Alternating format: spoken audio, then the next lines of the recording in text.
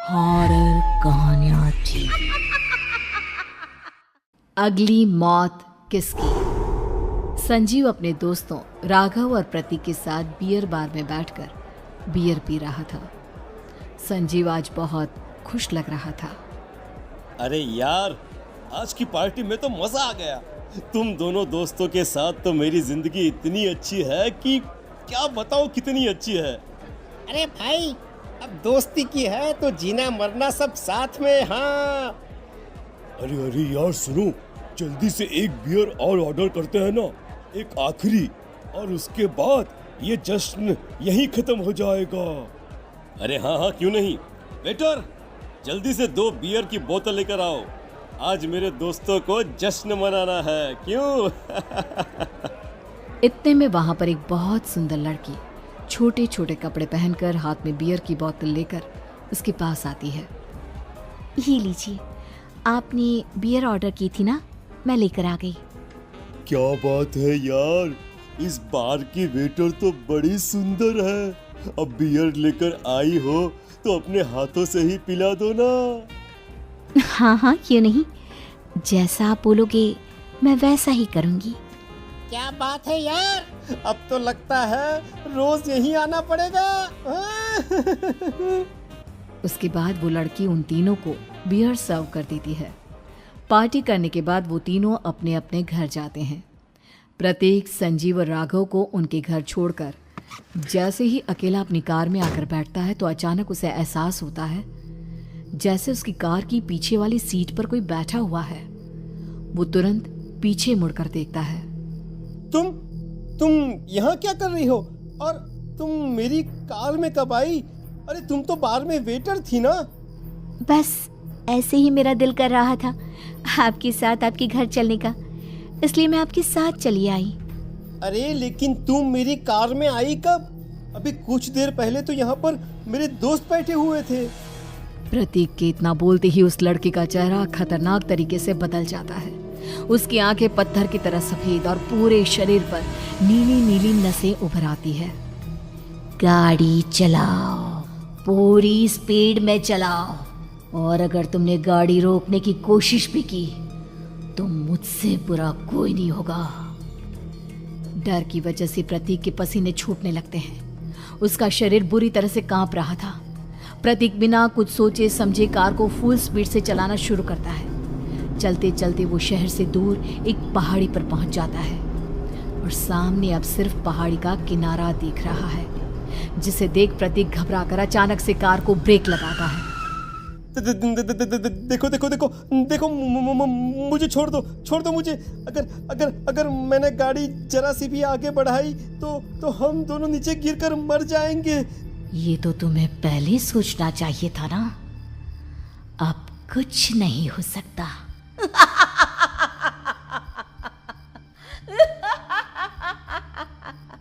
छोड़ दो मुझे। नहीं, प्लीज मुझे छोड़ दो। प्लीज मुझे जाने दो। छोड़ दो मुझे। गाड़ी आगे बढ़ाओ। और तभी अचानक से बिना प्रतीक के स्टार्ट किए उनकी कार आगे बढ़ती है और गहरी खाई में गिर जाती है। उसके चीखने की आवाजें चारों तरफ सुनाई देती है।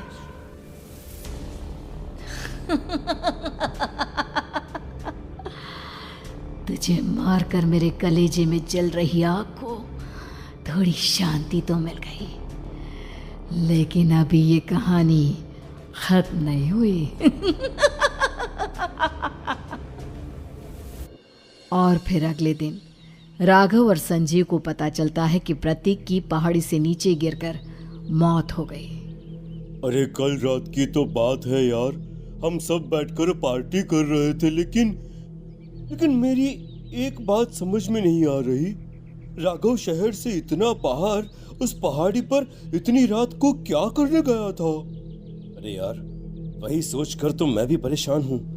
हम दोनों को छोड़ने के बाद तो वो सीधा अपने घर जाने वाला था, और वो आत्महत्या क्यों करेगा भाई?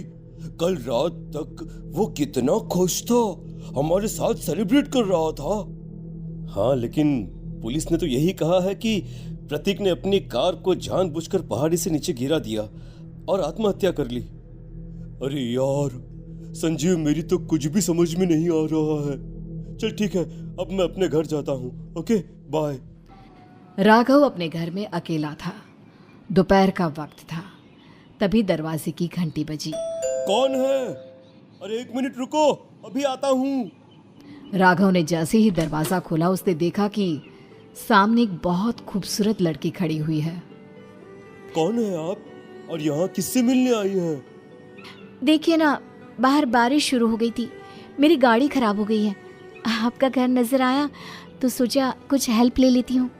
क्यों नहीं, आइए ना, आइए आइए।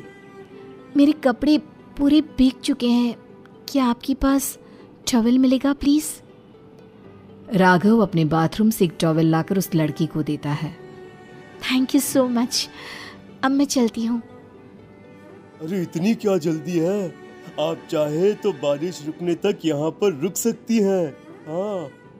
लड़की ने पलटकर राघव की तरफ देखा। नहीं, मुझे जाना होगा, मेरा काम बाकी है। और वो वहां से चली गई। उस लड़की के जाने के बाद राघव अपने बाथरूम में नहाने के लिए गया और जैसे ही उसने बाथरूम में देखा तो उसका टॉवल वहीं पर लटका हुआ था। उसने टॉवल हाथ में लिया तो देखा कि उसका पूरा टॉवल खून के धब्बों से सना हुआ है। अरे अरे ये क्या?